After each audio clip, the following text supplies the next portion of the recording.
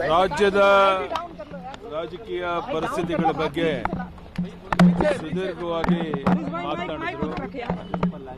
ಮತ್ತೆ ಪಕ್ಷವನ್ನ ಬಲವರ್ಧನೆ ಮಾಡೋದಕ್ಕೆ, ಮುಂದೆ ಬಿಜೆಪಿ ಅಧಿಕಾರಕ್ಕೆ ಬರೋದಕ್ಕೆ ವಿಶೇಷವಾದ ಗಮನವನ್ನು ನೀವು ಕೊಡಬೇಕಾಗುತ್ತೆ. ಆ ಜವಾಬ್ದಾರಿ ನಿಮ್ಮ ಮೇಲೆ ಇದೆ ಅಂತೇಳಿ ನನಗೆ ಆ ಜವಾಬ್ದಾರಿಯನ್ನು ಕೊಟ್ಟರು. ಮತ್ತು ಇದೇ ಮಾತುಗಳನ್ನು ನಿನ್ನೆ ಪ್ರಧಾನಿ ಮಂತ್ರಿ ನರೇಂದ್ರ ಮೋದಿಜಿಯವರು ಸಹ ಹೇಳಿದರು. ಇದಾದಮೇಲೆ ನಾನು ರಾಜನಾಥ್ ಸಿಂಗ್ ಸಹ ಭೇಟಿ ಮಾಡ್ತಾ ಇದ್ದೇನೆ. ದೇಶದ ಬೆಳವಣಿಗೆ ದೃಷ್ಟಿಯಿಂದ ಅನೇಕ ವಿಷಯಗಳು ಚರ್ಚೆ ಆಯಿತು. ದೇಶದ ರಾಜಕೀಯ ವಿಷಯಗಳ ಬಗ್ಗೆ ಚರ್ಚೆ ಆಯಿತು. ಕರ್ನಾಟಕ ರಾಜ್ಯದಲ್ಲಿ ಭಾರತೀಯ ಜನತಾ ಪಾರ್ಟಿಯನ್ನು ಮತ್ತೆ ಅಧಿಕಾರಕ್ಕೆ ತರಬೇಕು, ಅದಕ್ಕೆ ನೀವು ವಿಶೇಷವಾದ ಗಮನವನ್ನು ಕೊಡಬೇಕು ಅನ್ನೋ ಸೂಚನೆಯನ್ನು ಸಹ ನಡ್ಡಾಜಿಯವರು ಕೊಟ್ಟರು. ಬಹಳ ಸುದೀರ್ಘವಾದ ಚರ್ಚೆಗಳು. ಸರ್, ಈಗ ರಾಜೀನಾಮೆ ವದಂತಿಗಳು ಕೇಳಿ ಬರ್ತಿದೆ ಸರ್. ಯಡಿಯೂರಪ್ಪ ಅವರು ಮೋದಿ ಅವರಿಗೆ ರಾಜೀನಾಮೆ ಒಂದು ನಿಮಿಷ ಹೇಳ್ತೀನಿ ಕೇಳಿ. ರಾಜೀನಾಮೆ ಕೊಟ್ಟಿದ್ರೆ ಮುಚ್ಚಿಡುವಂಥದ್ದೇನು ಪ್ರಶ್ನೆ ಇಲ್ಲ. ಆ ಪ್ರಸಂಗ ಬಂದಿಲ್ಲ. ನಾನು देखिए, येडियुरप्पा जो है वो रेजिग्नेशन को लेकर मना कर रहे हैं. उनका ये कहना है कि प्रधानमंत्री मोदी के साथ उनके अलग अलग मुद्दों पर बातचीत हुई है. ಮುಂದಿನ ಭೇಟಿಯ ಉದ್ದೇಶ ಏನು ಸರ್? ಆಗಸ್ಟ್ ಫಸ್ಟ್ ವೀಕಲ್ಲಿ ಬರೋದ್ರ ಉದ್ದೇಶ ಏನು? ಎಲ್ಲರನ್ನು ಭೇಟಿ ಮಾಡಕ್ರಿ. ಹಿಂಗೆ ಚೀಫ್ ಮಿನಿಸ್ಟರ್ ರಾಜ್ಯದ ಬೆಳವಣಿಗೆ ದೃಷ್ಟಿಯಿಂದ ಎಲ್ಲರನ್ನು ಭೇಟಿ ಮಾಡುವಂತ ನನ್ನ ಡ್ಯೂಟಿ ತಾನೆ. 6 ತಿಂಗಳ ನಂತರ ನಾನು ಬಂದಿದ್ದೀನಿ. ಈಗ ತಿಂಗಳಿಗೊಮ್ಮೆ ನಾವು ಬರಬೇಕಾಗುತ್ತೆ. ಬಂದು ಇಲ್ಲಿ ರಾಜ್ಯದ ಅಭಿವೃದ್ಧಿ ಬಗ್ಗೆ ಚರ್ಚೆ ಮಾಡಿ ಅದಕ್ಕೆ ಕ್ಲಿಯರೆನ್ಸ್ ತಗೊಂಡು ಹೋಗಬೇಕಾಗುತ್ತೆ. ಆ ದೃಷ್ಟಿಯಿಂದ ನಾನು ಮತ್ತೆ ಬರ್ತೇನೆ. ಅಮಿತ್ ಶಾ ಅವರು ಟೈಮ್ ಕೊಡ್ತಾರೆ. ಈಗ ರಾಜನಾಥ್ ಸಿಂಗ್ ಭೇಟಿ ಮಾಡ್ತೇನೆ. ಈ ಮಧ್ಯಾಹ್ನದವರೆಗೂ ಎಲ್ಲ ಬೇರೆ ಬೇರೆ ನಾಯಕರನ್ನ ಭೇಟಿ ಮಾಡಿ ಮಧ್ಯಾಹ್ನದ ನಂತರ ವಾಪಸ್ ನಾನು ಬೆಂಗಳೂರಿಗೆ ಹೋಗ್ತಾ ಇದ್ದೀನಿ. You met JP Nadda. What are the issues? We have discussed in detail about the development of the party in the state and also in the country, and given so many instructions to build up the party. देखिए, पूरे Kannada bite में जो है येडियुरप्पा ने यही कहा है कि उन्होंने किसी भी तरह के रेजिग्नेशन की कोई पेशकश नहीं की है और तमाम डेवलपमेंट के मुद्दों पर जो है उन्होंने प्रधानमंत्री मोदी और साथ ही JP नड्डा के साथ बातचीत की है.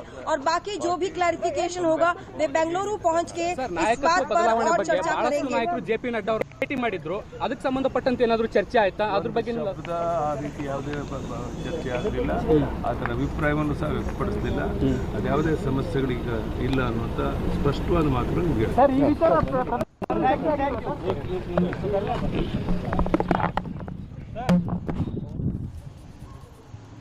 सुन रहे थे, हालांकि उन्होंने कन्नड़ भाषा में अपनी पूरी बात कही है. तो मैं पिंकी के पास चलती हूँ. पिंकी, क्या कह रहे थे BS येडियुरप्पा? देखिए शिरीन, येडियुरप्पा जो है अपने पूरे कन्नड़ा बाइट में एक ही बात कह रहे थे कि उन्होंने जो है रेजिग्नेशन की कोई पेशकश नहीं की है और प्रधानमंत्री नरेंद्र मोदी के साथ जो है तमाम राज्य के डेवलपमेंट्स को लेकर बातचीत हुई है. ये इस बात को फिलहाल वो जोर दे रहे हैं. साथ ही उनका ये भी कहना है कि एक बार बेंगलुरु पहुंचकर वो मीडिया से इस बारे में पूरी तरह से बातचीत करेंगे. तो लगातार जिस तरह से राजीनामा यानी रेजिग्नेशन पर जो सवाल पूछे जा रहे थे उस पर येडियुरप्पा फिलहाल यही कह रहे हैं कि उन्होंने फिलहाल कोई पेशकश नहीं की है. ठीक है, तो ये बड़ी खबर है. BS येडियुरप्पा मीडिया से बात करते हुए उन्होंने बड़ी जानकारी दी. उन्होंने कहा कि अलग अलग मुद्दों पर बात हुई है प्रधानमंत्री से, लेकिन जो इस्तीफे की बात कही जा रही थी वो फिलहाल इसे खारिज कर रहे हैं. उन्होंने कहा कि मैंने इस्तीफे की पेशकश नहीं की. BS येडियुरप्पा कर्नाटक के मुख्यमंत्री दिल्ली में इस वक्त. प्रधानमंत्री से कल मुलाकात, आज JP नड्डा से. लेकिन इस्तीफे की खबरों को लेकर उन्होंने कहा कि मैंने ऐसी पेशकश नहीं की. विकास, सूत्र तो अलग जानकारी दे रहे हैं, लेकिन यहाँ BS येडियुरप्पा वो तो कह रहे हैं कि ऐसी कोई बात नहीं हुई, उन्होंने ऐसी कोई पेशकश नहीं की है. ये देखिए, अभी समय रहते मैंने आपको पहले ही बताया था कि ये साफ हो जाएगा जब तक दूसरा इंतजाम नहीं होता है. लेकिन पार्टी अगले कदम के समय को तय नहीं कर लेती है तब तक ना तो पार्टी की तरफ से और ना ही BS येडियुरप्पा की तरफ से स्वीकार किया जाएगा कि उन्होंने इस्तीफे की पेशकश की है या पार्टी ने उनसे इस्तीफा मांगा है. लेकिन हमारे सूत्रों ने स्पष्ट तौर पर हमें कल ही बताया था कि BS येडियुरप्पा बहुत ज्यादा लंबे समय तक मुख्यमंत्री नहीं रहेंगे. उसके बाद ABP न्यूज ने सबसे पहले खबर दिखाई थी कि उनकी कुर्सी खतरे में है. तो यानी साथ में जब वो प्रधानमंत्री से मिले हैं वहां पर उन्होंने 2 टूक शब्दों में अपनी बात कही है. राज्य के डेवलपमेंट पर भी बात हुई है, लेकिन उन्होंने अपनी खराब सेहत और बढ़ती उम्र का हवाला देकर इस्तीफे की बात कही थी. वहीं पर यह कह दिया गया था कि इस बारे में वो राष्ट्रीय नेतृत्व से बात करें. आज जब वो JP नड्डा के साथ मिले, मुलाकात हुई, वहां पर उन्होंने अपनी बात दोहराई है. JP नड्डा ने उनको आश्वस्त किया कि आप अभी मुख्यमंत्री बने रहिए, पार्टी जब इंतजाम कर लेगी दूसरे दूसरे अगले कदम को तय कर लेगी। उसके बाद आपको अगला कदम बताया जाएगा। बेंगलोर जाने से पहले मुझे लगता है कि काफी चीजें पार्टी के नेतृत्व तय कर लेगा या तय करने की अभी प्रक्रिया में है। शाम तक या कल तक ये स्थिति साफ हो जाएगी कि BS येदियुरप्पा बहुत ज्यादा लंबे समय तक कर्नाटक के मुख्यमंत्री नहीं रहने वाले हैं। वहां पर नया चेहरा उभर के कौन सामने आता है, इस पर हमारी नजर बनी हुई है। प्रहलाद जोशी, BL संतोष, लक्ष्मण सवदी, मुरुगेश निराणी, बसवराज यत्नाल, ये प्रमुख चेहरे हैं जो अगले मुख्यमंत्री हो सकते हैं। प्रदीप जी, आप कैसे देख रहे हैं? खबरों का खंडन किया है उन्होंने कि इस्तीफे की पेशकश नहीं की, लेकिन साथ में ये भी कहा कि अगर प्रधानमंत्री कहते हैं तो इस्तीफा दे दूंगा।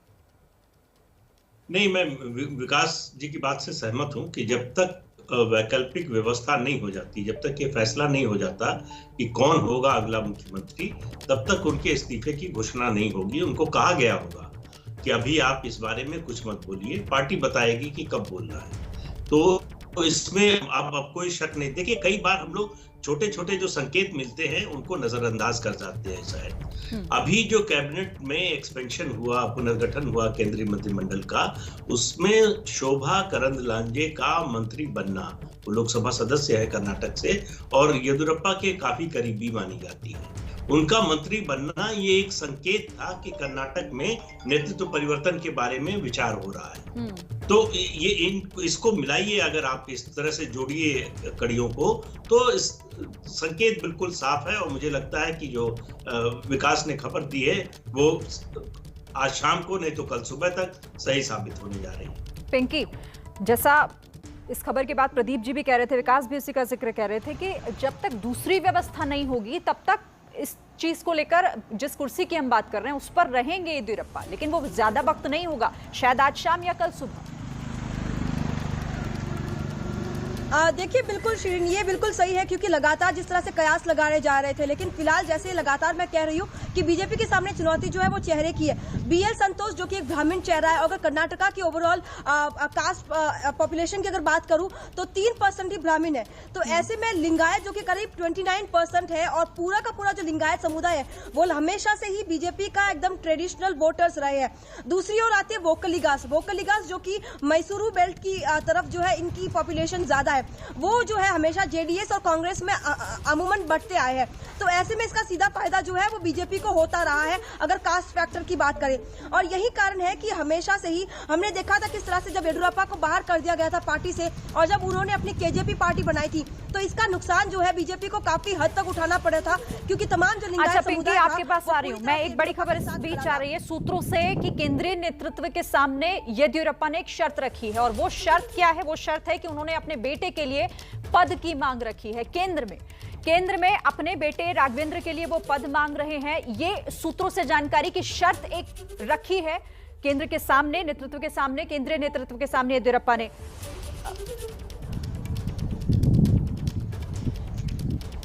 और इस खबर पर बातचीत के लिए नीरज पांडे मेरे साथ हैं। नीरज, शर्त केंद्र नेतृत्व के सामने येदियुरप्पा की, और चाहते हैं पद मिले बेटे को केंद्र में। लेकिन येदियुरप्पा रेजिग्नेशन देने के लिए ऑलमोस्ट तैयार हैं। पार्टी के सामने उन्होंने ये कह भी रखा है कि वो कोई दिक्कत नहीं, पार्टी जो तय करेगी हम वो कर लेंगे। लेकिन अब वो निगोशिएशन करना चाहते हैं पार्टी से।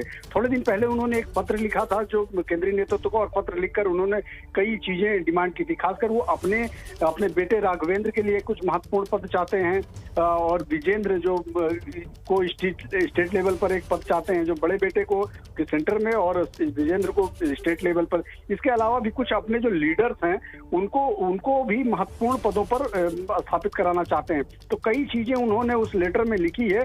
फिलहाल आज की जो बैठक है उसी निगोशिएशन को ध्यान में रखते हुए ये बैठक मानी जा रही कि आज JP नड्डा के साथ जब वो बैठेंगे, BL संतोष जो संगठन महामंत्री हैं उनके साथ बैठेंगे, तो उनके साथ बैठकर वो तमाम मुद्दों पर बात करेंगे जिस पर वो पिछले काफी दिनों से बात करते रहे। जो उन्होंने पत्र में केंद्रीय नेतृत्व को लिखकर दिया था उस पर भी चर्चा होगी। ये माना जा रहा है कि क्योंकि आज ऑन रिकॉर्ड BS येदियुरप्पा ने बात करते हुए मीडिया से ये बात कही है कि फिलहाल उनका आज कोई इस्तीफा देने का कोई इरादा नहीं। अभी वो अगस्त के महीने में फिर से एक बार दिल्ली आएंगे। तो आज जो माना जा रहा है, आज की जो बैठक है वो निश्चित रूप में कर्नाटक में नेतृत्व परिवर्तन को लेकर ही है कि किस तरह से उसको आगे बढ़ा जाए, क्योंकि भारतीय जनता पार्टी चाहती है कि कोई वहां नया चेहरा लाया जाए और उसके नाम पर चुनाव अगला लड़ा जाए। लेकिन क्या वो टर्म एंड कंडीशन होगी, क्या दोनों लोगों के बीच में डील होगी, क्योंकि बीएस येदियुरप्पा एक बड़े नेता हैं, लिंगायत समाज में उनका बहुत बड़ा रुतबा है और ऐसे में भारतीय जनता पार्टी भी नहीं चाहती है। वो नेगोशिएशन के मूड में है और उन्होंने ये शर्त रखी है इस्तीफे के लिए तैयार, लेकिन शर्त है कि बेटे और बेटी को केंद्र में पद दिया जाए।